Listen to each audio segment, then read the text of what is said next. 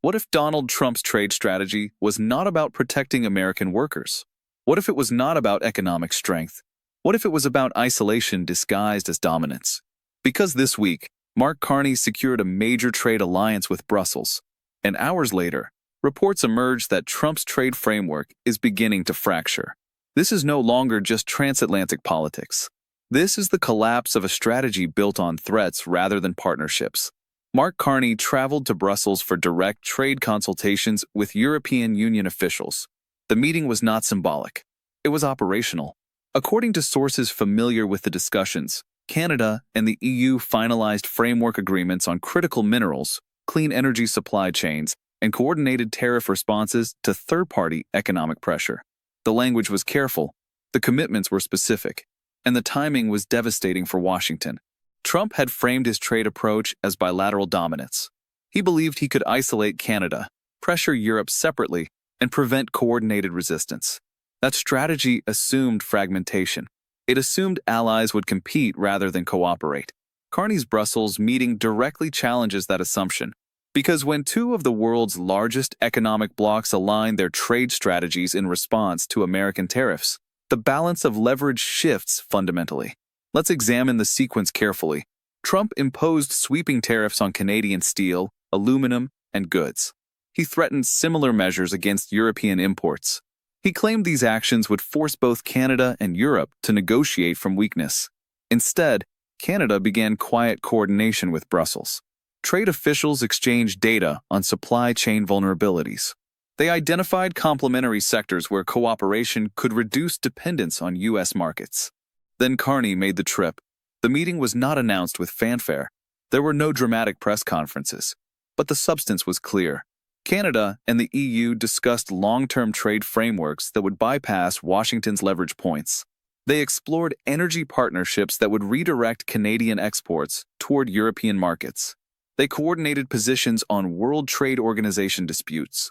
And they signaled a united front on tariff retaliation. This is where timing becomes critical. Within hours of Carney's return from Brussels, multiple U.S. trade analysts began reporting that Trump's tariff strategy was losing coherence.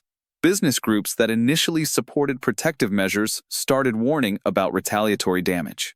Republican senators from export-dependent states expressed concern about coordinated foreign responses. And economic forecasts began factoring in sustained two-front trade conflict, where the United States faces unified resistance from both Canada and Europe.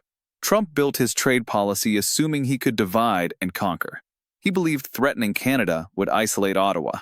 He believed pressuring Europe would fragment the EU. He never anticipated his aggression would drive historic allies into closer coordination. That miscalculation is now producing consequences.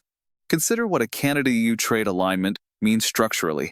The European Union is the world's largest single market. Canada controls critical mineral resources essential for green energy transitions.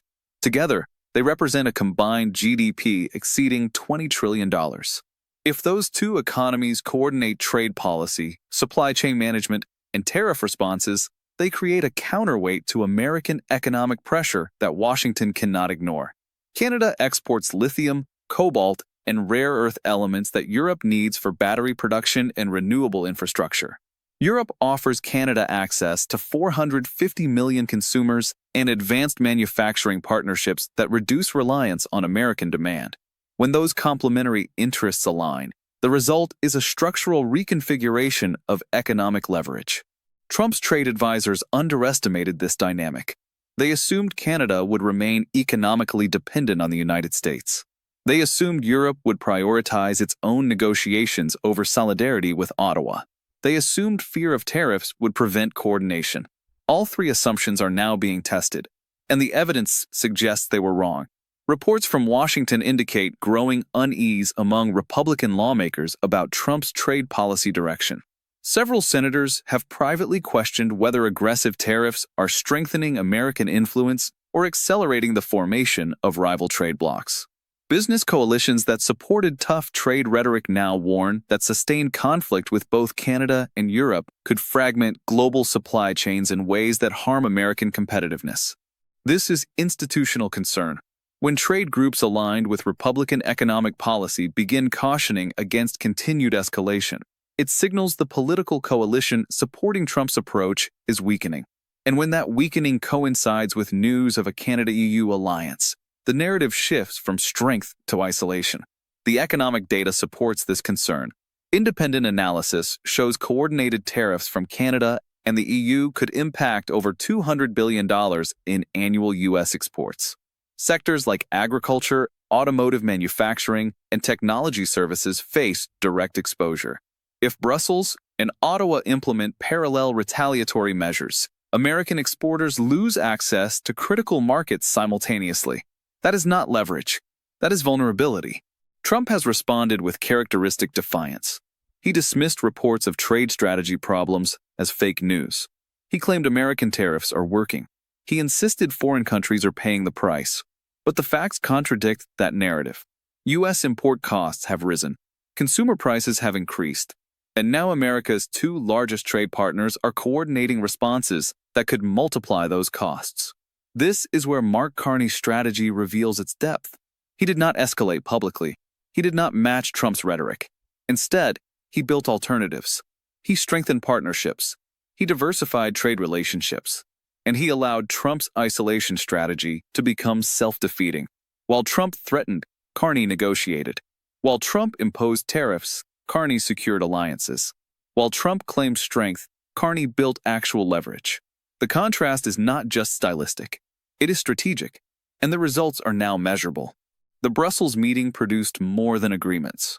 It produced a signal to global markets that Canada and Europe are coordinating, a signal to American businesses that sustained trade conflict will face unified resistance, a signal to Trump that his assumption of fragmentation was incorrect. Signals matter in international economics because they shape expectations, and expectations shape investment, supply chains, and political calculations. If investors believe Canada and the EU will maintain coordinated trade policies, they adjust. If supply chain managers expect parallel tariffs from Brussels and Ottawa, they restructure. If political analysts see a united front rather than isolated targets, they revise assessments of American leverage. That revision is already happening. Trump's trade strategy was built on bilateral dominance. It required keeping adversaries separated. It required preventing coordination. It required maintaining the perception that Washington could outlast any single opponent. Carney's Brussels alliance directly undermines that perception. Because once coordination is visible, the strategy collapses. This development exposes a deeper problem for Trump. His approach to international relations has consistently prioritized confrontation over coalition building. He withdrew from multilateral agreements. He alienated traditional allies. He framed diplomacy as weakness. That approach works only if opponents remain divided. When they unify, the strategy becomes a liability. Carney understood this. He did not attempt to out-threaten Trump. He did not try to match American tariff rates. Instead, he built partnerships that reduce Canada's vulnerability to American pressure. He strengthened institutions that can absorb economic shocks. And he created alternatives that make Trump's threats less effective. The political consequences are significant. Trump built his brand on winning trade wars. He promised tough tariffs would force concessions. But if Canada and Europe coordinate resistance, if American exporters face sustained retaliation, if economic costs continue rising without strategic gains, then Trump's narrative collapses. And once that narrative collapses, political support follows. Republican senators are already signaling concern. Business coalitions are already warning about costs. Economic forecasters are revising growth projections downward. These are institutional responses to policy failure. And they are happening because Trump's trade strategy depended on assumptions now being disproven. Mark Carney did not defeat Trump through confrontation. He defeated Trump through patience. He allowed Trump's strategy to overextend. He built alternatives while Trump burned bridges. And now, as coordination between Canada and Europe becomes visible, Trump faces a reality he did not anticipate. He is not dividing his opponents. He is uniting them. This is what happens when ego replaces strategy. Trump assumed he could pressure allies without consequences. He assumed fear would prevent coordination. He assumed dominance could substitute for diplomacy. All three assumptions have failed. and the failure is structural. The Canada-EU alliance is not just a trade agreement. It is a reconfiguration of economic power. It shifts leverage away from Washington. It creates alternatives to American markets. It demonstrates that Trump's isolation strategy has isolated America, not its opponents. If you value serious political analysis that tracks power, influence, and strategic consequences, subscribe to Canada Today. We cut through political theater and focus on what actually shapes international relations. Because sometimes the real story is not the threat. It is who builds the alternative. And right now, that alternative is being built in Brussels. Trump attempted to dominate trade through tariffs. Instead, he triggered coordination. He attempted to isolate Canada. Instead, he isolated America. He attempted to project strength. Instead, he revealed strategic failure. The Brussels alliance is not just diplomacy. It is evidence.